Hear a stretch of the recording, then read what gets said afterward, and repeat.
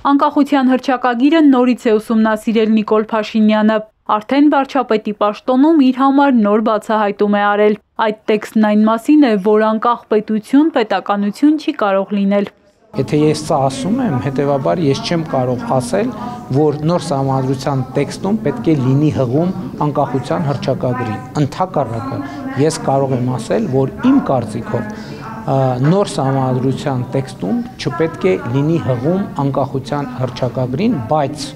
էլի ուզում եմ ասել, որոշողը սիրելի ժողովուրդն է, ոչ թե հարևան Ադրբեջանը, որ հրաժարվում է ստորագրել խաղաղության փաստաթուղթը, քանի դեռ Հայաստանի սահմանադրության նախաբանում պահպանվում է հղումն անկախության հռչակագրին, որում էլ տող կա Հայաստանի ու Լեռնային Ղարաբաղի վերամիավորման մասին։ Որքան էլ սինխրոն են թվում Բաքվի պահանջն ու հռչակագրից հրաժարվելու Փաշինյանի պատրաստակամությունը, այդուամենայնիվ վարչապետը հորդորում է ներսում փնտրել մայր օրենքի իրենց առաջարկած ամբողջական փոփոխության պատճառը։ Հիմնական խնդիրը, որ ես տեսնում եմ, հետևյալն է, որ Հայաստանի Հանրապետության իրավակարգի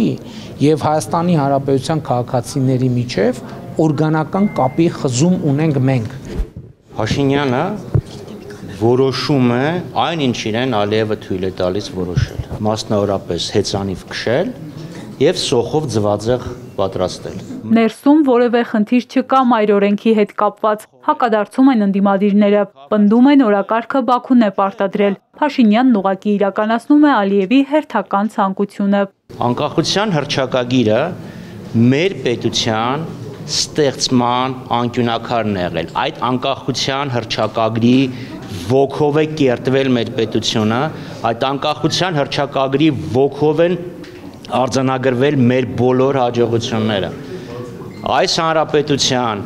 հիմնական ձախողումը, որը եղել է, Նիկոլ Փաշինյանի վարչապետ դառնալն է եղել։ Բացի նրանից, որ դա ակնհայտորեն Ադրբեջանի պահանջն է, դա չի թաքցվում, նույնիսկ Ադրբեջանը չի, այսինքն Փաշինյանը այնքան հնարավորություն չունի նույնիսկ Ադրբեջանի խնդրի գոնե բացահայտի պահանջեք դա, որ ես կարողանամ իմ ժողովրդին խաբել։ Նույնիսկ այդ չի կարողանում Ադրբեջանին խնդրել։ Ես վստահ եմ, որ խնդրել ու մերժում է ստացել։ Այս ամբողջ ընթացքը դա է ցույց տալիս։ Ադրբեջանի փոխարեն Հայաստանի իշխանությունն է արդարանում հերթական սահմանային կրակոցից հետո, ասում են ընդդիմադիրները, պնդում են բոլոր զիջումները մեկ նպատակ ունեն՝ ի վերջո ստանալ մի թուղթ, որի վրա գրված կլինի խաղաղություն։ Անկախ նրանից, որ դա իր էությամբ լինելու է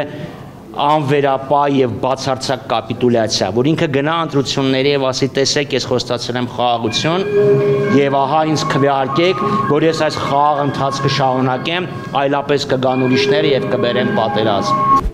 Անկախ իրեն ուղղված մեղադրանքներից Փաշինյանն ասում է պայմանագրի ստորագրմանը հասնելն իր աշխատանքն է, շարունակելու է գնալ այդ ճանապարհով։ Իսկ ինչ լուր կա համաձայնագրից դուրս մնացած ճանապարհների ապաշրջափակման գործընթացից, ինչու Բաքուն չի արձագանքում Երևանի առաջարկներին։ Փաշինյանն ասում է, պատրաստ են գնալ պարզեցված ընթացակարգերի ճանապարհով, բայց հստակ սկզբունքներ կան, որ պետք է պահպանվեն։ Հայաստանի ինքնիշխանությունը, իրավազորությունը, տարածքային ամբողջականությունը որևէ կասկածի ենթակա չի եւ չի կարող լինել։ Եվ մենք ասում ենք, որ պատրաստ ենք նույն պայմաններով, ինչ պայմաններով Իրան Իսլամական Հանրապետությունով են անցնում, նույն պայմաններով ապահովել Հայաստանի Հանրապետության տարածքով, որպեսզի ի ցույց դնենք, թե այն ընկալումը, որ մեր առաջարկած պայմանները Ադրբեջանին կարող են ընդունելի չլինել, իրականությանը չեն համապատասխանում։ Ինչ փուլում է Տավուշից սկսված ու այնտեղ էլ կանգ առած սահմանազատումը, երբ է հերթը հասնելու Հայաստանից Ադրբեջանի օկուպացրած տարածքներին։ Արդյոք գործընթացը փակուղում է, հետաքրքրվում է Էպիկենտրոնը։ Շարունակության տրամաբանության հետ կապված նույնպես մեր առաջարկությունը գրավոր կերպով փոխանցել ենք Ադրբեջանին։ Ես չեմ կարծում, թե փակուղային իրավիճակ է եւ մենք հետեւական շարունակելու ենք սահմանազատումը շարունակելու ուղղությամբ։ Բաքու ուղարկված առաջարկներն այն մասին են, թե ինչ տրամաբանությամբ որ կետում է շարունակվելու սահմանազատումը։ Այսքանն է ասում վարչապետը։ Մնացածը աշխատանքային քննարկում է, բացահայտման ոչ ենթակա։ Հերմինե Ղարիբյան, Սիմիկ Մայիլյան, Էպիկենտրոն։